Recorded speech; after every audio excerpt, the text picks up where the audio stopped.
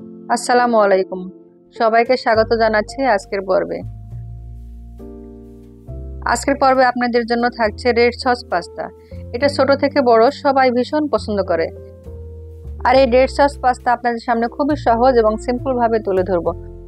বাসায় যদি যখন তখন বাচ্চারা বায়না ধরে অথবা হুটহাট যদি মেহমান চলে আসে, তাহলে যে খুব সহজে এই রেসিপিটা তৈরি করতে পারেন, তাই আমি খুব সহজভাবে তুলে ধরবো। আশা করছি আপনাদের কাজে দেবে। চলুন তাহলে দেখে আসি রেড সস পাস্তা কিভাবে তৈরি করা যায়। আমি রেড সস পাস্তা তৈরি করার জন্য প্রথমেই তৈরি করব রেড সস। এর জন্য আমার লাগবে কিছু টমেটো। আমি এখানে 4টা টমেটো এভাবে মুখ কেটে নিয়েছি। এটা এখন আমি একটা পাতিলে করে সিদ্ধ করে নেব।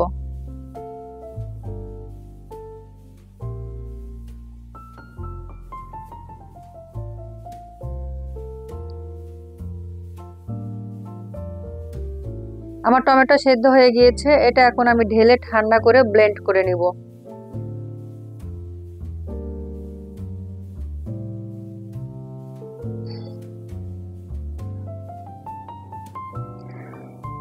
আর ব্লেন্ড করার আগে টমেটোর এই যে উপরে যে খোসা আলাদা হয়ে গিয়েছে, এটা একটু তুলে নিতে হবে। এখন চলে যাচ্ছি পাস্তা সেদ্ধ করতে।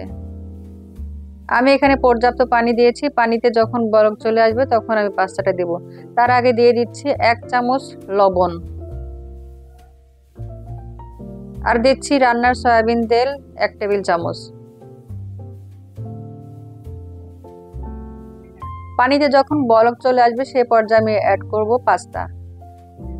আর পানিতে বলক চলে এসেছে, এখন আমি দিয়ে দিচ্ছি 2 কাপ পাস্তা।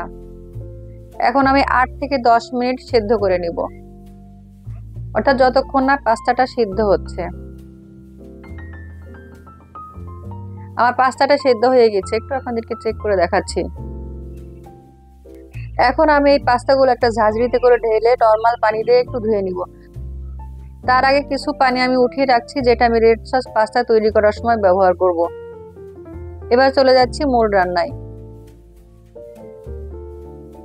আমি কড়াই দিয়ে দিচ্ছি 2 টেবিল চামচ বাটার। বাটারটা যখন গলে আসবে তখন আমি দিয়ে দিচ্ছি কিছু রসুন, যেটা আমি আগে থেকে চপ করে রেখেছি।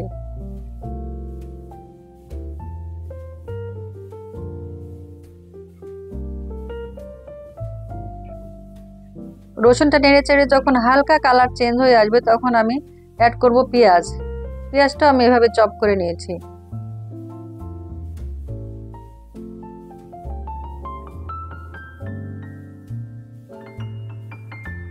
এখন আমি অ্যাড করছি সেই টমেটো, যেটা আমি আগেই সিদ্ধ করে ব্লেন্ড করে রেখেছি।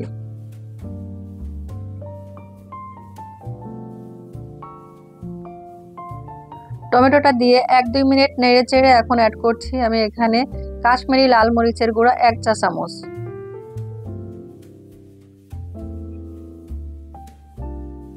এই কাশ্মীরি লাল মরিচের গুঁড়া ঝাল করবে না, শুধুমাত্র একটু কালারটা ভালো আসবে।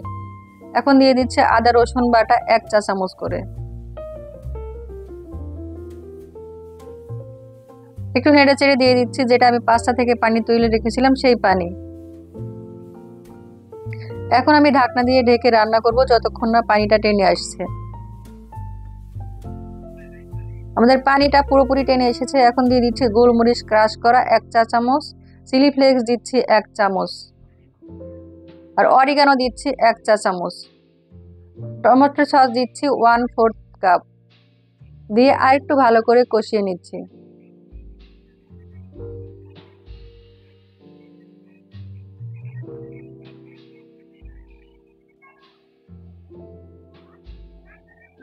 এইভাবে 3 থেকে 4 মিনিট কষানোর পর আমি অ্যাড করব পাস্তা।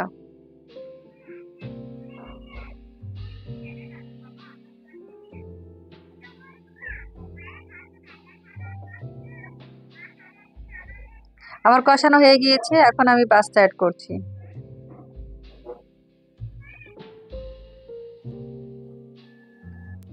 আপনারা হয়তো লক্ষ্য করেছেন আমি কিন্তু এখনো পাস্তায় লবণ অ্যাড করিনি, কারণ আমি পাস্তাটা আগে থেকে লবণ দিয়ে সিদ্ধ করে রেখেছি। এখন আমি লবণটা চেক করে লবণ দিচ্ছি।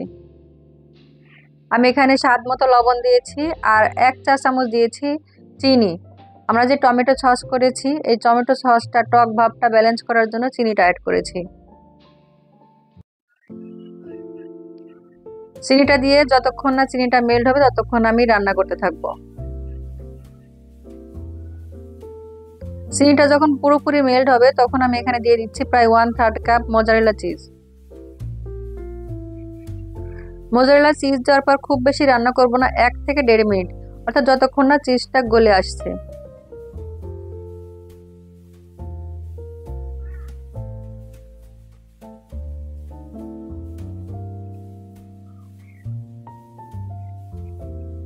আমাদের চিজটা মেল্ট হয়ে গিয়েছে। এই পর্যায়ে আমি চুলার জালটা অফ করে দিব। দেখেন কতটা ক্রিমি ভাব হয়েছে। এই মোজারেলা চিজ যার কারণে পাস্তার টেস্ট কিন্তু দ্বিগুণ বেড়ে যায়, তাই চেষ্টা করবেন চিজটা দেওয়ার। এখন আমি একটা প্লেটে ঢেলে সার্ভ করে নিচ্ছি। উপর থেকে দিয়ে দিচ্ছে একটা পুদিনার পাতা জাস্ট ডেকোরেশনের জন্য, আর কিছু মোজারেলা চিজ আবারও ছড়িয়ে দিচ্ছি। এটা জাস্ট ডেকোরেশনের জন্য, এটা চাইলে বাদ দিতে পারেন। আশা করছি আজকের ভিডিওটা আপনাদের ভালো লেগেছে। যদি ভালো লেগে থাকে তাহলে একটা লাইক দিবেন, ফ্যামিলি এবং ফ্রেন্ডসদের মাঝে আমার ভিডিওটা শেয়ার করবেন। এরকম নিত্য নতুন ভিডিও পেতে আমার চ্যানেলটা সাবস্ক্রাইব করে রাখবেন। আর আমার আমাইরাস রেসিপি ফেসবুক পেজ ফলো এবং লাইক দিয়ে আমার সাথেই থাকবেন। আজকের রেসিপি কেমন লেগেছে তা অবশ্যই কমেন্ট বক্সে জানাবেন। আজকের মতো আল্লাহ হাফেজ, দেখা হবে নেক্সট কোনো ভিডিওতে ইনশাল্লাহ। সে পর্যন্ত সবাই ভালো থাকবেন, আমার জন্য এবং আমার পরিবারের জন্য দোয়া করবেন। আসসালামু আলাইকুম।